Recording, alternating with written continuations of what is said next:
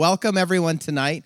This is the third event that we're hosting in our Spark Business Series. We're very excited to have two extremely VIP gentlemen here to have a conversation with us shortly, and I'll introduce them in a little bit. But first, I want to thank our team at the College of Business. So Connor, Ava, Micaiah, Dylan, Sabrina helped out. Who else was involved, should I thank? Let's give them a round of applause for setting this up tonight. Thank you.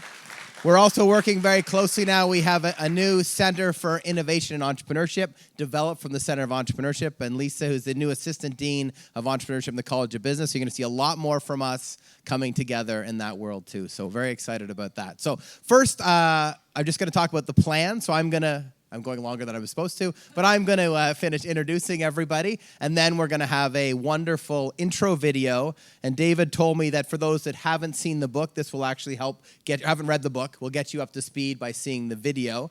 Then there'll be a conversation between these two important gentlemen. Then we're going to have a Q&A with the audience, and then there will be a book signing afterwards. So that's the plan for the evening, so we'll follow that along. So first, I have the privilege of introducing David Shaw.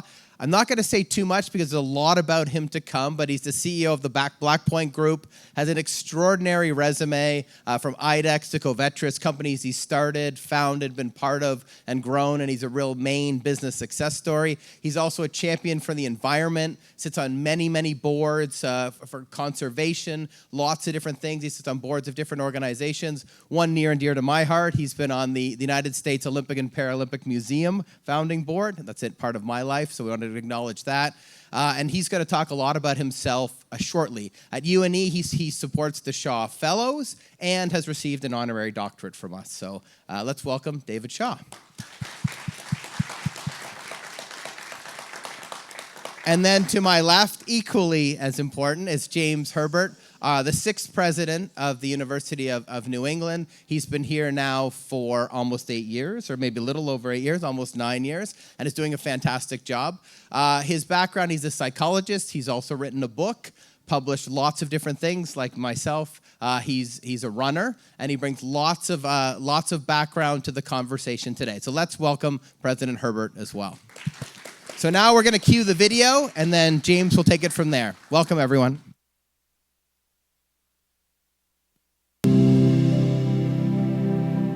I'd like to say a few words about my reasons for writing the book Wave Making in 2024.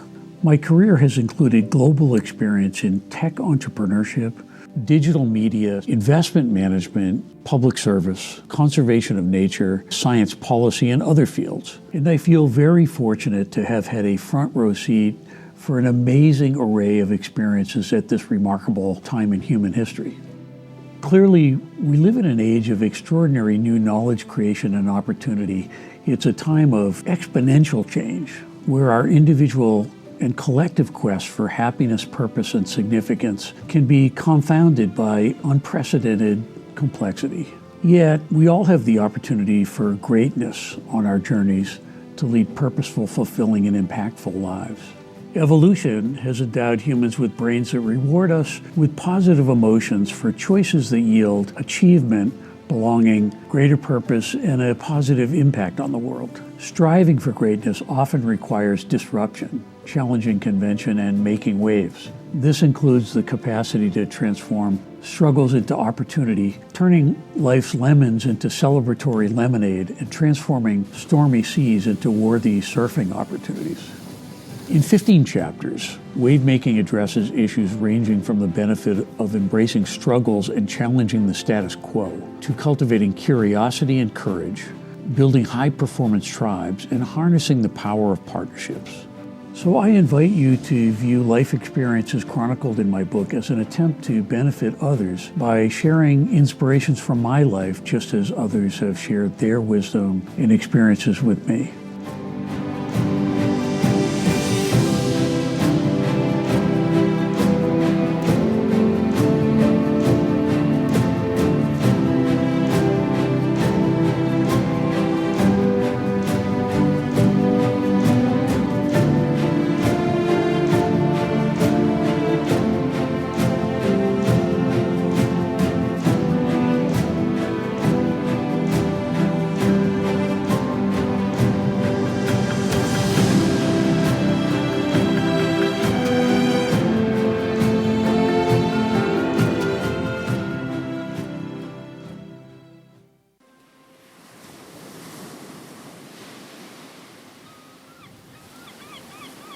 Just over 50 years ago, I was entering college when an astonishing event provided a game-changing perspective on life for me and my contemporaries.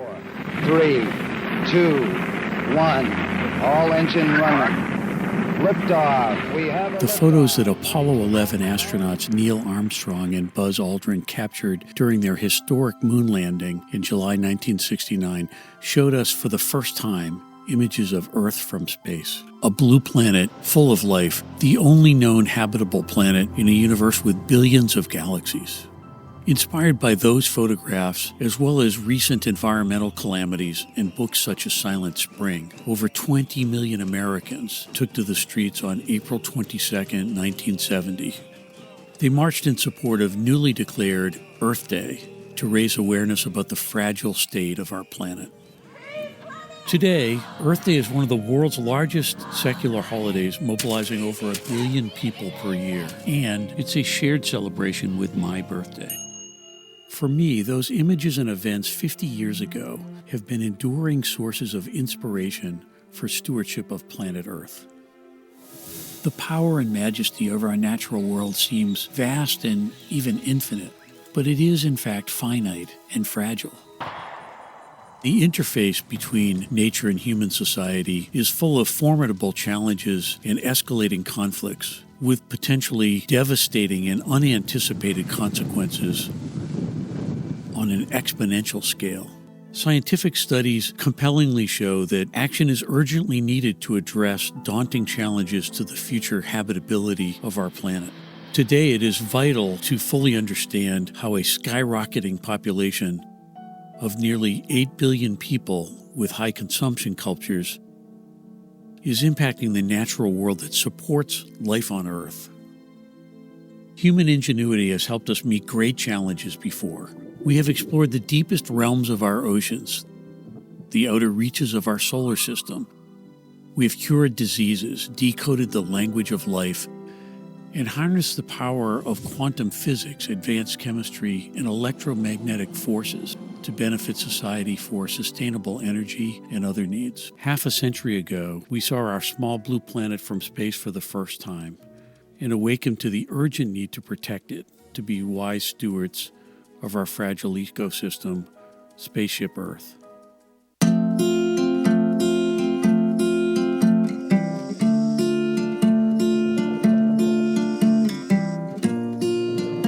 I'm grateful for the opportunities I've had to play leadership roles in stewardship of our natural world, including global oceans.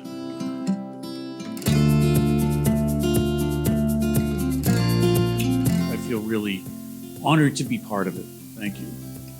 You're the tsunami among wave makers.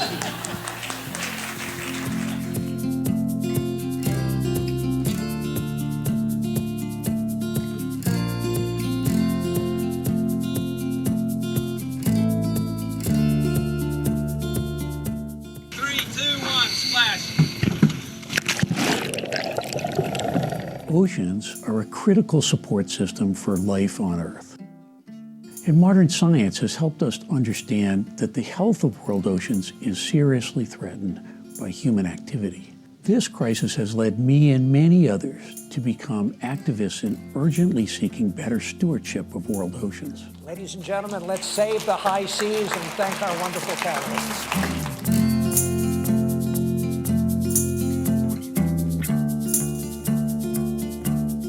In this context, it's been inspiring to see a rising tide of awareness and action addressing issues ranging from rising sea levels, habitat loss and pollution, to acidification, deoxygenation, biodiversity threats, and over-extraction of marine wildlife.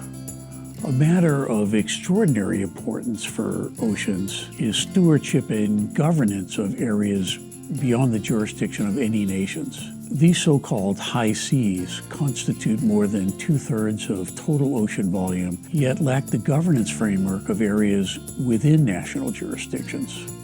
As founder of the Sargasso Sea Alliance, I led the creation of a pioneering model of high seas stewardship and governance And I've had the honor of working with the United Nations and other organizations in support of the recent and historic High Seas Treaty ratified by the United Nations in September 2025. That treaty provides a legal framework for the regulation of human activities in Earth's largest biosphere.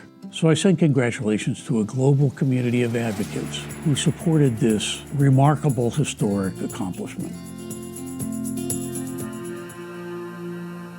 The global ocean economy is estimated by the United Nations to exceed $3 trillion annually. Government subsidies to the global fishing industry are estimated to exceed $30 billion annually. These subsidies contribute to the depletion of world fish stocks, including fishing that is illegal, unreported, and unregulated. At its meeting in June 2022, the World Trade Organization agreed to curb subsidies in support of the health of world oceans. An urgent challenge for us today is to move from ocean economies based on exploitation of marine resources to a model that emphasizes sustainability and wise stewardship. I had the honor of being a featured speaker at the April 2022 eCapital Summit at IDEXX in Dallas. Our presentation focused on the increasing magnitude of socially responsible and sustainable investment activity in the world. The boom in responsible investing is now believed to impact roughly 1/3 of all professionally managed assets in the United States. To put the magnitude of this trend in perspective and the important role that the private sector must play in sustainability, U.S. capital markets encompass $65 trillion versus U.S. government spending and philanthropy combined of less than $5 trillion.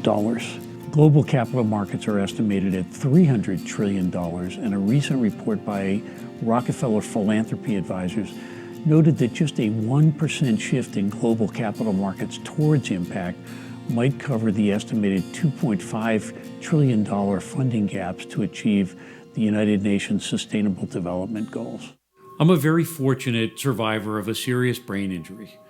My recovery from viral encephalitis since 2011 has inspired me and others to explore opportunities for more effective treatment of brain disorders and the achievement of optimal mind and brain health.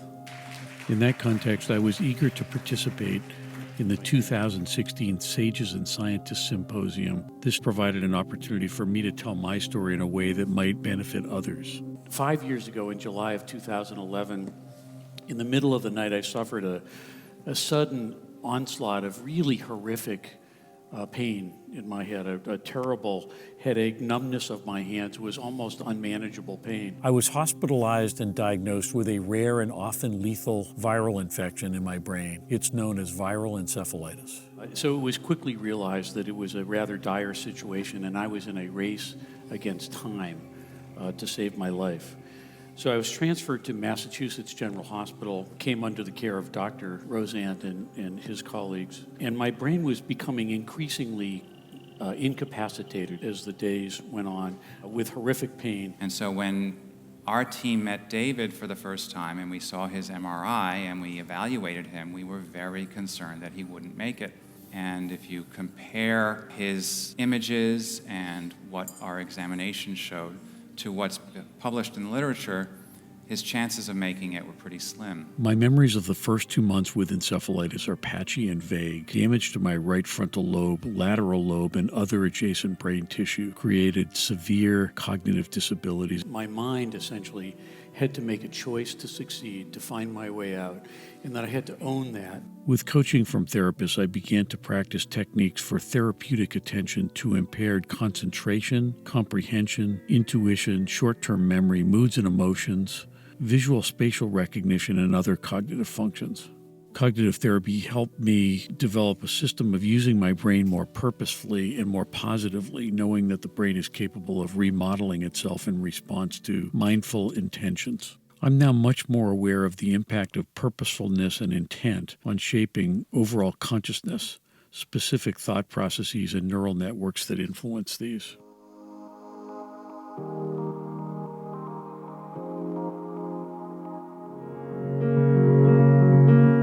As we celebrate Maine's bicentennial, it's important to recognize that a new generation of entrepreneurial, technology-based companies has emerged over several decades to play a vitally important role in the state's economy. A thriving ecosystem of science-based ventures founded in Maine contributes significantly to the economic and cultural well-being of our communities today. Silicon Valley and Cambridge, Massachusetts are widely known examples of successful technology centers. The same modern science transforming those economies is driving a large and rapidly growing entrepreneurial technology sector of Maine's business community. Maine's tech economy now generates billions in revenues and thousands of new economy job opportunities. Businesses in this sector represent nearly 20% of Maine's gross regional product.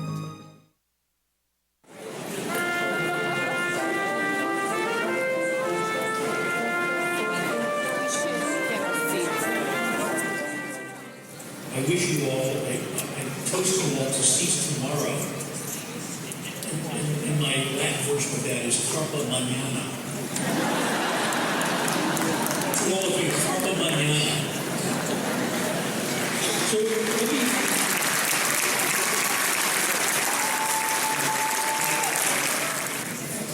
So maybe this is a live demonstration of challenging the conventional wisdom, because it probably is not standard for the conventional speaker to play the stage. So,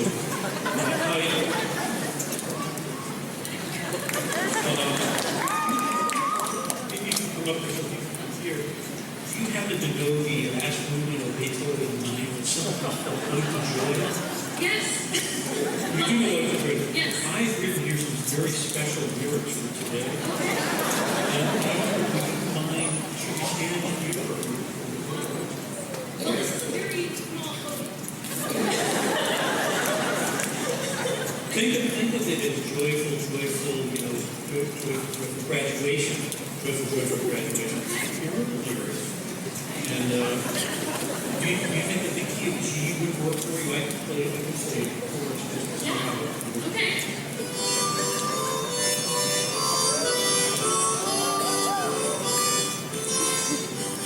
Something like that? That's great.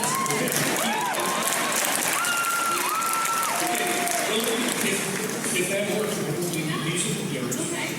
And other, you'll notice, you'll hear the refrain is joyful graduation. It's a celebration day. Feel free to join in. It could be a flash mob.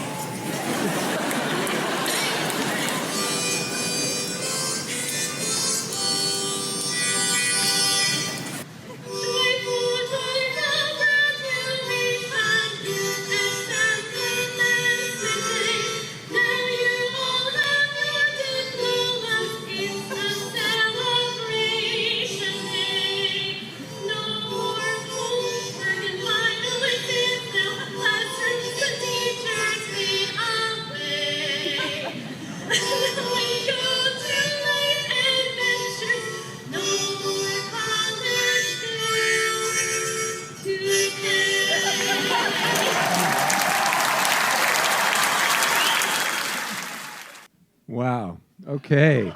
How do we top that? So the first question I have, the most important question, David, is did you bring your harmonica with you? So I have to tell you all, the film you just saw really kind of speaks volumes. But those of you, the students, you may be too young to remember this, but I think it was around 2006, there was a commercial on TV for Dos Equis beer, the most interesting man in the universe. Do you remember that? So first time I met David, I thought, oh my goodness, I think I've met the guy from that commercial, the most interesting man from the universe. And Len, the first lady back there, Len and I have been privileged to go to Dave's house for dinner on a number of occasions and for other things, apple picking. I don't know if you remember that. We went apple picking, and you just never know what you're going to find when you go to Dave's house. Who's going to be there, what movie stars or other interesting people, but it's always an adventure. He truly is an inspiration. And for those of you who haven't had a chance to read the book, I highly recommend it. It's an unusual autobiography in the sense that he doesn't just tell his story, but he really does relate it to life lessons that we could all benefit from and really interesting insights. So it's just an honor to have you here. Thank you. And I'm so grateful for your, not just being here tonight, but your engagement with UNE and your help with our Shaw Innovation Fellows. So I don't know where to start. I wrote a bunch of questions. So can I just jump in there? Yes, please. Okay, here we go. So these are kind of random, these questions. But David, one of the things you talk about in the book, and one of the things that's evident from the film is passion, just your passion for life, your passion for everything that you do, right? And so what I'm wondering is, can you talk about that? Can you talk about what advice you would give to students to nurture their passion, right? So should they follow their passion? There's some people now saying students shouldn't follow their passion. What they should do is just strive to be really good at something, and then over time, the passion will follow. I'm just wondering, what's your secret to how you approach everything you do with such passion? I think it's a great question, and I share the belief that I hope a lot of us have, that we all have the potential for greatness. And the journey for discovering and realizing that potential is sacred for all of us. And it's a sacred and adventurous quest that often starts very early in our lives. And so I've been blessed, and I think a lot of us are blessed by finding inspirational events and defining moments in our lives and role models that provide glimpses of what great looks like, that inspire us. And you saw in the opening of the film that one of those that left a lasting impression on me was having the great fortune of having that historic Apollo 11 moon landing happening right as I was entering college. It was perfect timing. It is something that had been talked about 7 years earlier by President Kennedy, but seeing Earth from space at that moment, there's something magical, of course, of leaving home and going to college, and at that moment when you're becoming more independent, and you see something as astounding as humans walking on the moon, and you look back and you see our tiny blue planet from space, the image really never leaves you that you're suddenly, we're all Earthlings and crew members on Spaceship Earth, and that you never think of yourselves or the place that you live quite the same again. And then as the film mentioned, less than a year later, partly in response to Rachel Carson's book and other things, Earth Day was created, and not just on any day, was created on my birthday, April 22nd.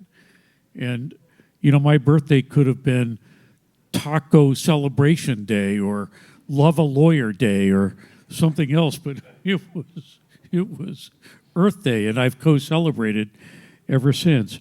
A funny thing that happened afterwards, which I also put in this film, is I was at that time in life, I was a product of the 1960s. It was an astounding time to grow up, and I was anything but a fan of business.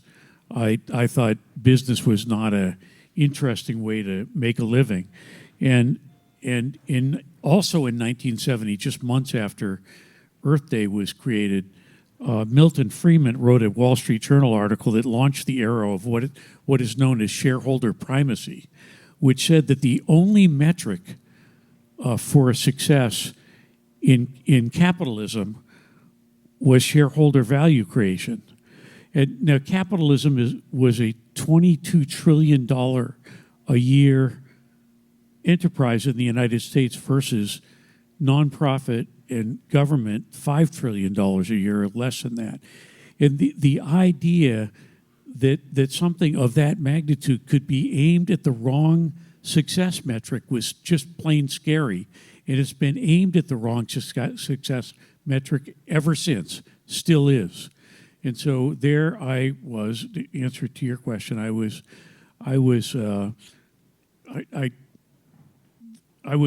in one hand incredibly inspired by the events of Apollo 11 and of Earth Day, and disillusioned, terribly disillusioned by how we were defining the success metrics of business. So I took it upon myself to define my own scorecard for success, and felt very passionate about that. And I'm happy to talk about the fact that we all have to find something that we fall in love with, and that can be something that happens with spontaneity, or it can be It can be something that you derive, that you look at many different things. And I encourage people to be sure that you explore things widely enough, early enough in your life, so that when you make a decision, you've explored lots of things, and your decision is made in the context of thinking about and exploring many different things. So it's like applying to college. You don't want to apply to one college or think about one thing and decide that one thing. Decide upon a narrow range of options and find out later that you didn't explore enough options. So look at many different options. And then on your second point, so that's looking at attractiveness. And from a business point of view, there are always two main things you look at: attractiveness and competitiveness. And so attractiveness is it something that you love? And competitiveness is it something that you're good at? Something that you're hopefully well suited for, and maybe better suited for than many other people that you know. So if you can find out early in life that you know what is attractive to you, and that you know that you'll be very good at it, that's the sweet spot. And if that can happen in college, it sets you up for a wonderful life. Beautiful. I love that. And by the way, I remember the moon landing as well. I was a little bit younger than you, but I remember it was like a flashbulb moment for me as well. Very inspiring. So, something you just talked about a little bit, David, that I'd love to hear you elaborate on a little bit. One of the things that struck me about your book the most was the way you broke down dichotomies. We tend to think, when I talk to a lot of students, they tend to think of business and environmental sustainability, for example, as incompatible. They tend to think of them as in conflict. Capitalism is a bad word. We hear people bemoaning capitalism, and capitalism is business, and business is inherently bad for the environment. You don't accept that false dichotomy, as is evidenced by your film, by everything you've done in your work.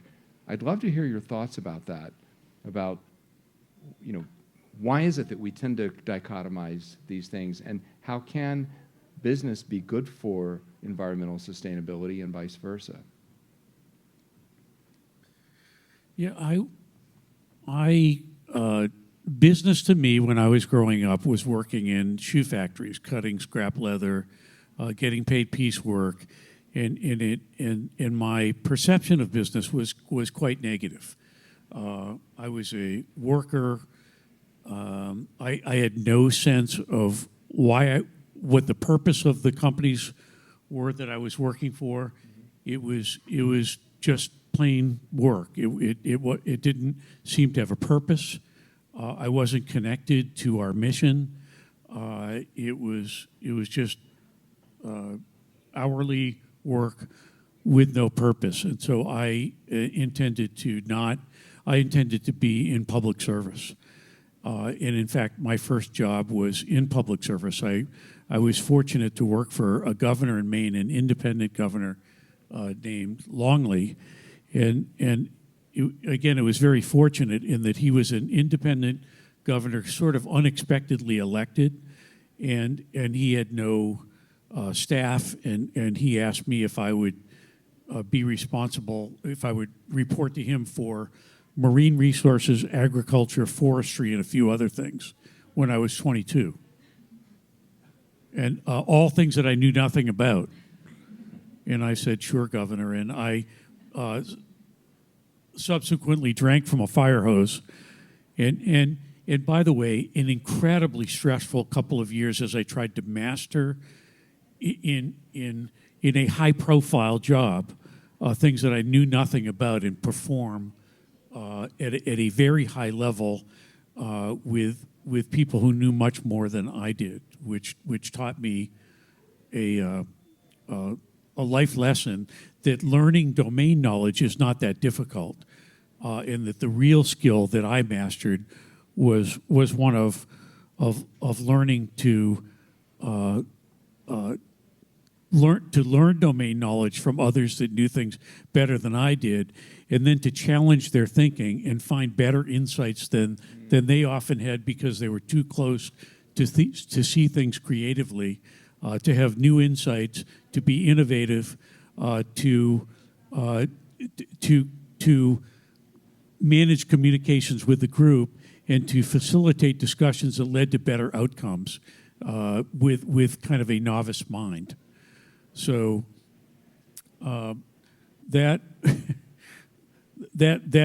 those were important career skills for me. You know, it's interesting you say that because it's an interesting sweet spot. The idea that you need enough domain knowledge to be able to know what you don't know, but you need enough of a fresh perspective to be able to see the gaps in knowledge that others may not see. I think that's a very interesting observation. Yeah, you need to develop great listening skills. You need to develop great critical thinking and innovative thinking skills. You need to be a great organizer and communicator of information and a great facilitator of high performance teams. And you don't need to be the smartest person in the room in terms of domain knowledge. Well, that's good news for me then, because I'm surrounded by a lot of really smart people, and I'm never the smartest person in the room. So, you know, there's something I was reflecting on in your answer that you just mentioned, which is this idea of stepping outside one's comfort zone. You know, I've often told students that real learning, real development happens when you step outside your comfort zone. If you stay only in areas that you're comfortable in, and I can't think of someone who steps outside his comfort zone more, whether you're like skydiving into the ocean. And I mean, by the way, one quick story if I can tell you. David lives on Prout's Neck, which is sort of a peninsula off of Scarborough. And one day, the neighbors had noticed that there was a whale that came right up. Prout's Neck is unusual in that there's deep water right off of the peninsula right there. It's not like a shallow, it's deep water. And there was a whale, and he comes running with his mask and fins and jumps in the water and spent like, how long did you swim with that whale? I saw, I mean, but that. Half hour. A beluga whale. A beluga, and right here. And I mean, you talk about stepping outside your comfort zone. The story. They thought it was a white shark, but I knew it was a beluga whale. He hoped it was a beluga whale and not a white shark, but I just, you know, it's interesting to me that you talked about like the work with Langley and how as a 22-year-old surely you were stepping way outside your comfort zone. And I assume you would agree that in terms of advice to our students that not to be afraid to, well, I shouldn't say not to be afraid, but embrace the fear and go ahead and step outside your comfort zone to learn. Would you agree with that? Yeah, I think it's very important to live an adventurous life and to be very comfortable exploring new areas and to build a library of experiential information and experiential knowledge in your brain that becomes a reference library for you, an extensive reference library for you to look to meet all the broad range of experience that you'll encounter in life. And I think it's one of the great things about UNE actually is the number of different courses that you have here, and the variety of things that you can get involved in this school must be one of the great strengths here. The interdisciplinary programs set you up for exactly what I just mentioned, which is you have more experiential learning here that will benefit your life when you graduate, and that is an incredibly valuable asset in life. Wow, thank you. I could not agree more. And we're always looking to build even more experiential opportunities, and I'm so glad our students embrace those. You know, I know you travel a lot. A fun fact, UNE students study abroad at between 4 and 5 times the national average, and including at our own campus in Tangier, but all over the place. And you're a world traveler. In fact, every time I see you, you're hopping on a plane to go some exotic place that, you know, most of us have never heard of. You know, I'd like to ask you about something, David. Curiosity. You highlighted in the book curiosity as a driver of discovery and a driver of innovation. And I personally have often felt that in my own personal life, curiosity is one of what I would call my master values that motivates me. I'm always curious about learning about everything. Do you have any thoughts on how to cultivate curiosity? Is it something you're just sort of, some people are born inherently very curious, or what can we do as educators to help foster curiosity in students?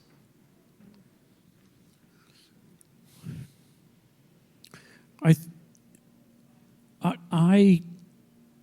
like to believe, I've taught myself to believe my whole life that the conventional wisdom is always wrong. So when I read something in the newspaper, when I'm in a meeting and somebody says something, I teach myself to think that that's probably not totally correct, or maybe that it's totally wrong, and so and to think about it in a different way, to intentionally force yourself to think about it in a different way that might cause you to think about it in a better way. And it's one of the things I love about art is to take that thing that conventional wisdom might cause you to accept, and to say you won't accept it that way, and to turn it around, and maybe with the help of colleagues, to ask, is there a better and different way to think about it? In the entrepreneurial world, you have to believe that the conventional wisdom is wrong, because if you think what other people think, if you do what other people think, if you don't think differently, you won't win. So it's a discipline to ask yourself to cause yourself to always be asking why, and then why again, and then why again, and keep asking why until you get to some deeper understanding than anyone else, and to ask what if. But it's you suffer. You could suffer doing that, but the end result is that you get conviction about something that is a different point of view, that is maybe a better truth. I love it. No, that makes good sense. You know, one thing I know, your work with sustainability, and your work just to make the world a better place, both sustainability, but I guess primarily that, but in other ways as well. One thing I'm struck by in conversations with students is sometimes it's easy to get discouraged in our current moment. You know, I think students can easily get overwhelmed and discouraged just by the scope of the problems, the scope of the environmental crisis, you know, climate change, our political situation and how polarized and dysfunctional it's become. And I just wonder, what advice would you have for students who want to make a difference? Do they start small and then try to scale? Do they think big from the beginning? Do they, and how do you deal with, how do you personally deal with not feeling completely overwhelmed? Because you understand deeply the magnitude of the problems we face. How do we encourage students to make a difference, to get engaged without becoming completely overwhelmed and very discouraged? Big question. That's a very big question. Well, first, be sure that you're passionate enough about the thing that you're working on so that you can overcome that discouragement based on your conviction that you're working on something that is highly attractive and that will make a difference in the world. So I think you have to have that conviction that overcoming that adversity, overcoming that struggle, and actually knowing that embracing that struggle will be beneficial to you. And so I believe that no good things happen without great struggles, and that the human brain is superbly capable of delivering better results through struggles than without struggles. Think about great athletes. Think about great anything. Great accomplishments require great struggles, and the human brain tends to deliver better results, more creative results, more critical thinking through those struggles. We might not invite those, but we benefit from them. So embrace struggles. I guess the other thing is cultivate a mindset to find optimism in every difficulty, which is sort of the same of what I just said. Pessimists, I think, find difficulty in every opportunity. But you can convince yourself. You can convince yourself to have a mindset that looks for opportunities in difficulties, and to work with people that assist you and are great colleagues and debating partners in finding great optimism in difficulties. The other thing is to look for early successes. So I tend to want to find early successes when I'm working on projects so that you don't have to wait years or burn too many calories before you start to feel good about something. You start to achieve some part of the goals that you're setting out on. That's great. Thank you. Related to this, we talk a lot at UNE about resilience and the idea that failure is inevitable, right?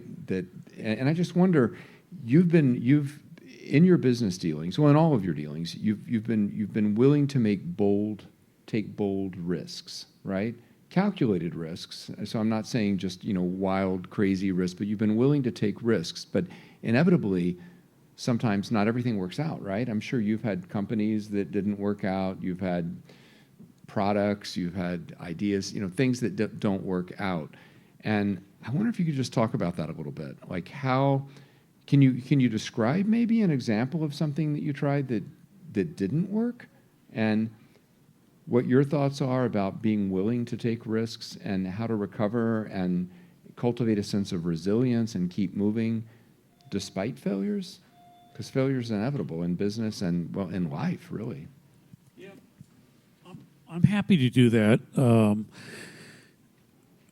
The IDEXX, I write in the book about IDEXX. Many companies, many things that we all work on, they look like big successes when you look at them holistically, but they're full of failures along the way. IDEXX's very first product was a big failure. We had very little money. We had $25,000 I had invested in the company and some money from others. And our first product was a miserable failure. Instead of that being the end, it was a fantastic team building exercise. We all got together and said, we have to kill this project. We can't continue to believe that it's going to be successful when it isn't. And that's a hard thing to do. There's a tendency to want to continue to believe in it, to not want to kill it, to keep it alive, to not stop believing in something that you once believed in. And it's a great test of a team to be honest about where you stand and to face the facts. So we did, and we pivoted, and it's very common for that to happen. YouTube was a dating site that pivoted. There's so many companies. Netflix was a mail-order DVD company. There are many, many companies. I have other companies. In fact, I hardly, having built a number of companies, but also financed hundreds of companies as a venture capitalist, very few companies end up looking like what you thought they were going to be when you started them. And frankly, most venture capital funded companies fail. Many more fail than succeed. And so you're staring failure in the face when you start new companies. The key is to be realistic, pivot, deal with reality the way it is versus the way you wish it was.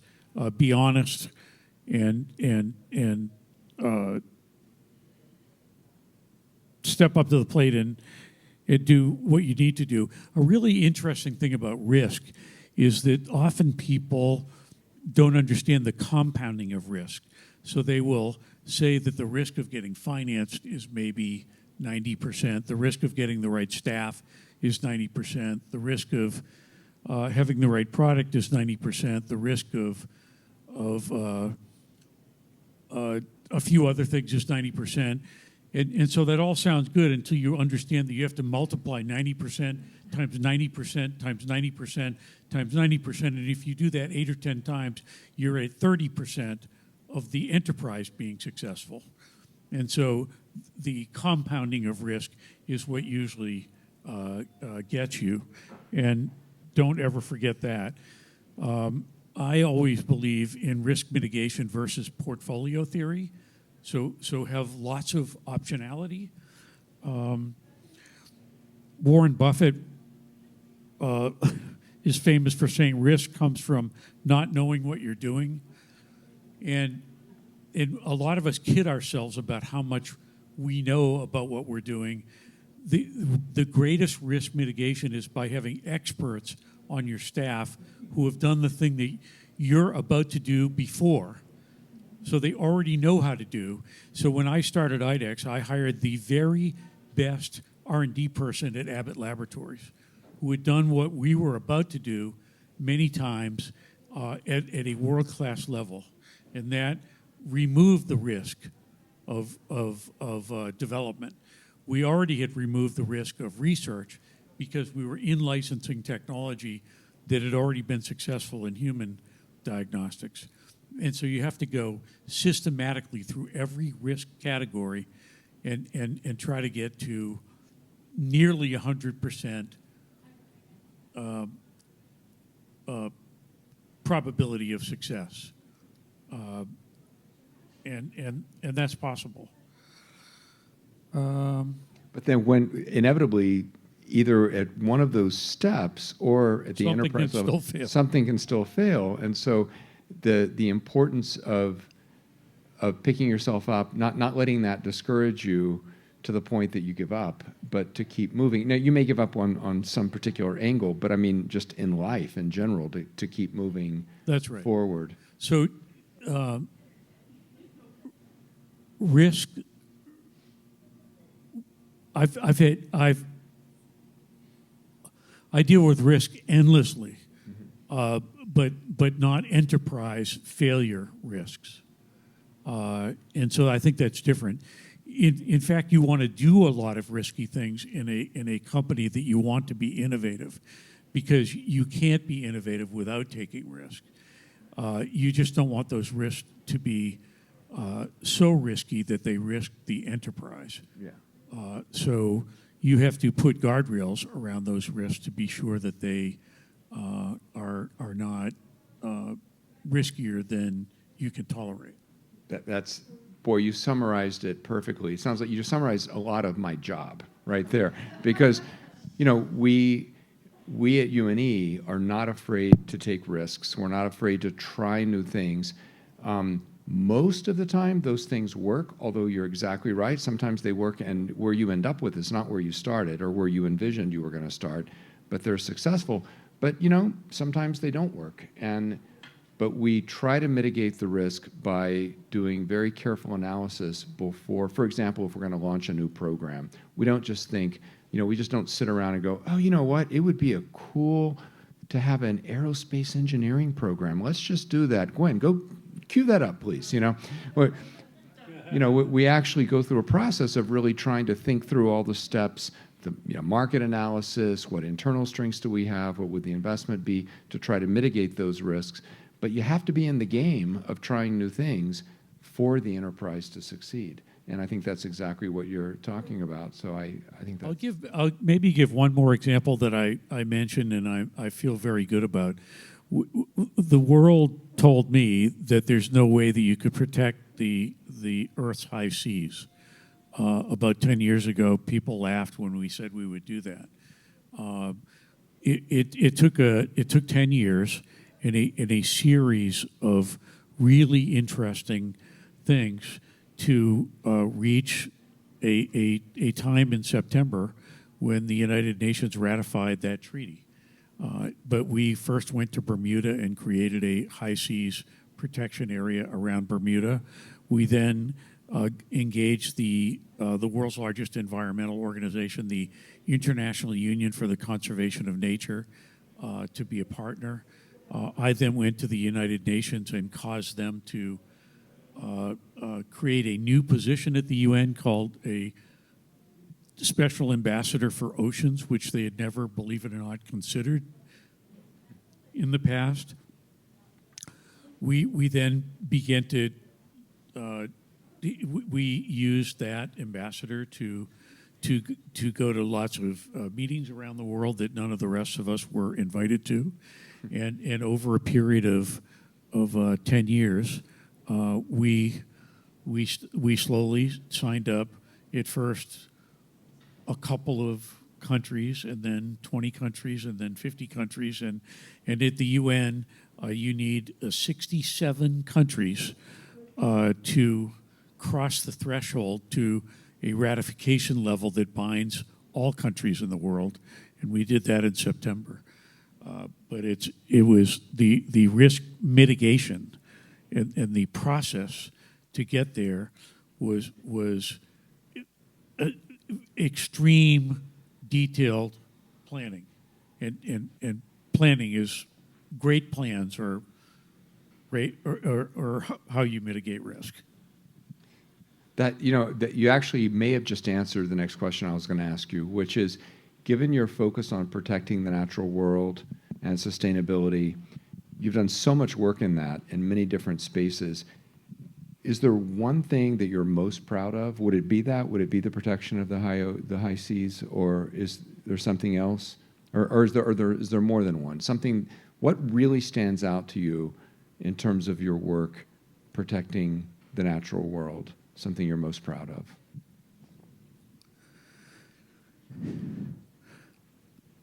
That will probably be the biggest conservation project ever conceived of on the planet, and so it's a little bit hard to top that. Prior to that, I that's 70% of planet Earth. Mm-hmm. Prior to that, I've been concerned that the science underpinnings of the stewardship of nature have been very insufficient. So a lot of policy about the stewardship of nature is made without science, without solid science studies.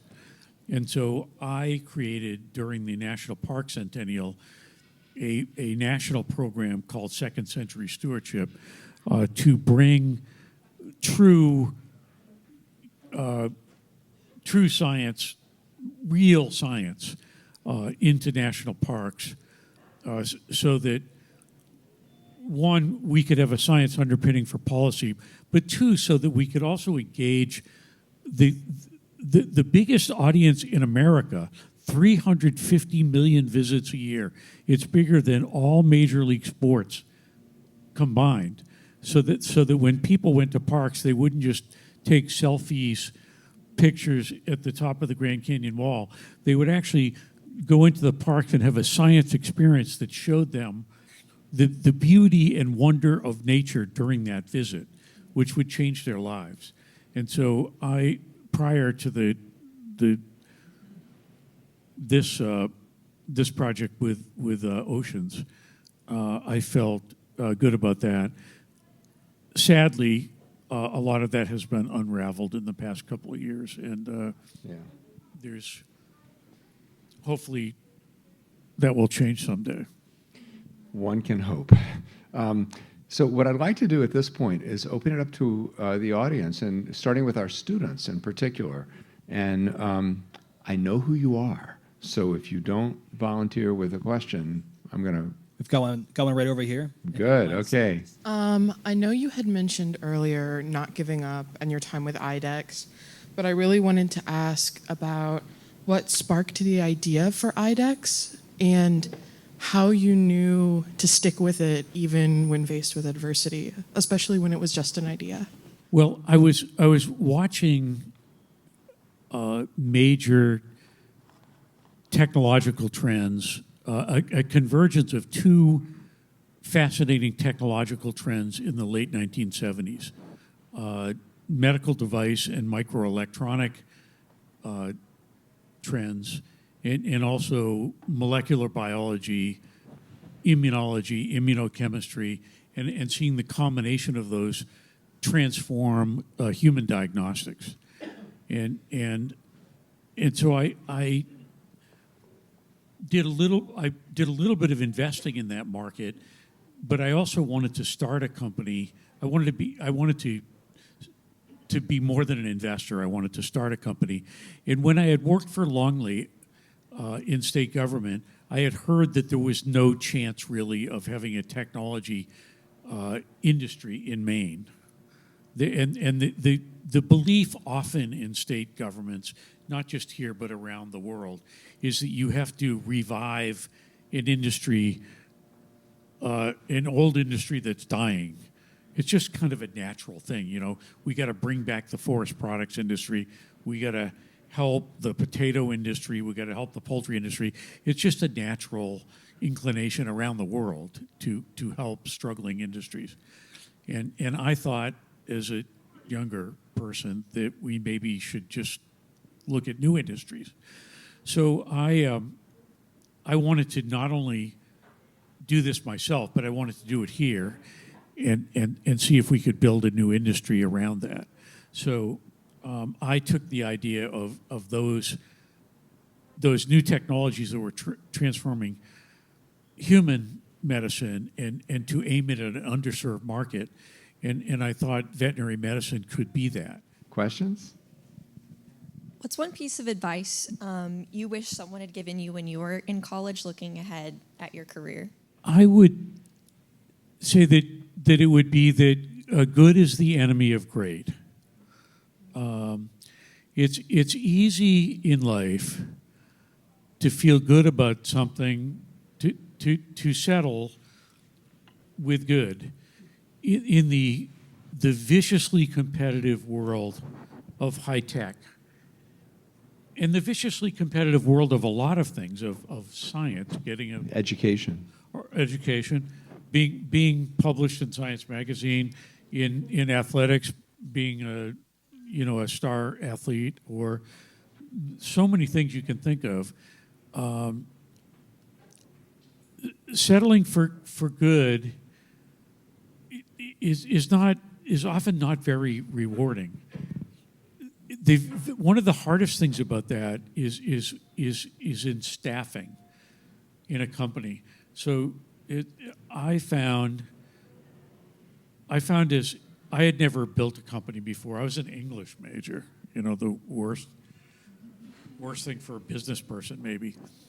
And I had lots of people I was working with, and when you'd work with people for quite a while, you get used to working with them, but other people would come in and you're constantly upgrading your staff for more challenging things, and then some people are not making it as life becomes more competitive, and it's hard to deal with that because they're good people. You find that they're not happy because they know that they're not kind of making it, and so you have to sort of find a way for them to find a new home somewhere. And then you have to start to warn people when they come to work for you that they're coming to work there, that it's like a athletic team or something, that there's only so many spots, and that you hope they make it, but you're going to give them a lot of feedback, you're going to give them a lot of help. But if they don't make it, they'll know it, and it won't be a surprise. That we gave, at places like IDEXX or any of my companies, you get quarterly reviews. You get a lot of feedback. You do self-reviews. You get development opportunities. You get help to work on those development opportunities. But if you don't make it, you don't make it. And so that was a hard adjustment for me to realize that you have to really be, you owe it to everybody in your company to maintain that good is the enemy of great. And it applies to products, it applies to culture, it applies to everything that you do. It applies to investors that you bring in, everything. Wonderful. We have time for one more question only. So, right up here, up front. Hello. So you talked a lot about your deep passion for the environment and specifically our oceans. And you also highlighted how very polarizing it is to be somebody who wants to make change in this area, especially with the environment surrounding like how we like portray the environment and in general people. What would you tell somebody who is kind of like in a position of power, who may not understand why this is all important, of why we should be more considerate about how like things in our environment affect us? I would try to do it with data whenever I could, to show data that shows that there's a consequence, and that they can see that harm is caused, and can be clearly shown that harm is caused by something, rather than just a belief. When in the I hope I'm answering your question. In the Science March on Washington a few years ago, at AAAS, when there's always there are big fights between beliefs and science, as we know. We printed T-shirts during that march that said, "Science doesn't care what you believe." And we meant that in the nicest way, because we were hearing this was especially about climate deniers, and especially at very high levels of government. And we were saying, we've shown over and over again the data, and you've told us what your beliefs are. And we don't care what your beliefs are because they're wrong. On that, the importance of data, something that I think all of us at UNE can agree with. Thank you, Dr. Shaw. So there, David will be signing copies of his book, and if you haven't picked up your copy, you need to. Trust me, it's an amazing read. So where's the book signing? Oh, right here. Okay. So please, and go join David with any additional questions or any further conversation you would have. We could go on and on about this, but thank you so much, David, for your time, for coming out. Really appreciate it.